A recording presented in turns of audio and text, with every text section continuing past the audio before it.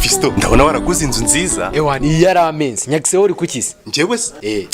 Banza n'udutebe twicare. Iminsi ntimusige ntibishoboke ko twakomana.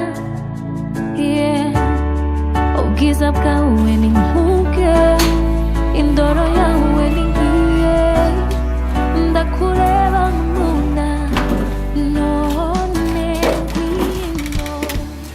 Ngambwira rero man, ubu nafunukuje iPhone mpya. Do reka turebe. Usigaye ugira amaso mu biganza se nkaba narabimenye. Tawanisha muri cyo kuzana bimwe bya byo kubyimbana bo. Banza ukarabe izo njaba zawe. Aho mwamwire mukora simpazi. Kambikore. Ngaho narangiye.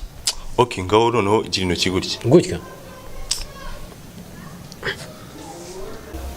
Fisto kwikureba nabwo rege ngo yiformat cyangwa ikwakisha. Oya.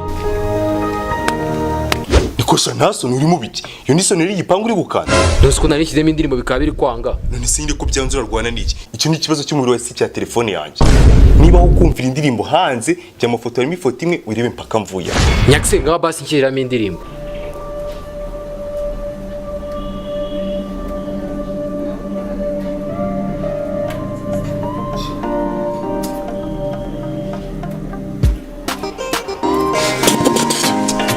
Gabanya. Urabona ngo urashaka kurumikira telefone ngiye mwenyewe mwibere. Ose nyitwitse gute? Ukambwira ko kwakumvira indirimbo muri volume ingana gutya telefone yanjye kabaho. Gabanya se nyine sya muri rimwe. Mani bari ikibazo cy'umurongo nana gucagingira ahubwo reka ndo murozige muri cash power. Sano hari bireba.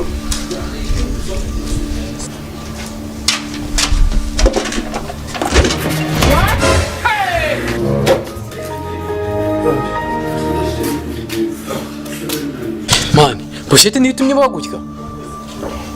Cyose gucitse uri mu biki.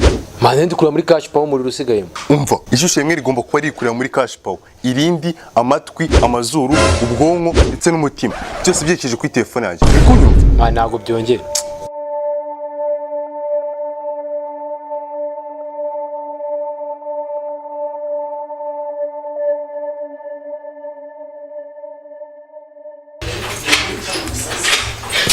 Mani bora ntabwo nabishakaga. Mwihute turamufashize umwe. Tumuzonzikira.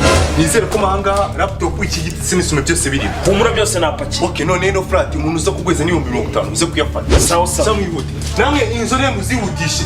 No niyo meze ni muyisige. Ko mura kuyendikira kuba.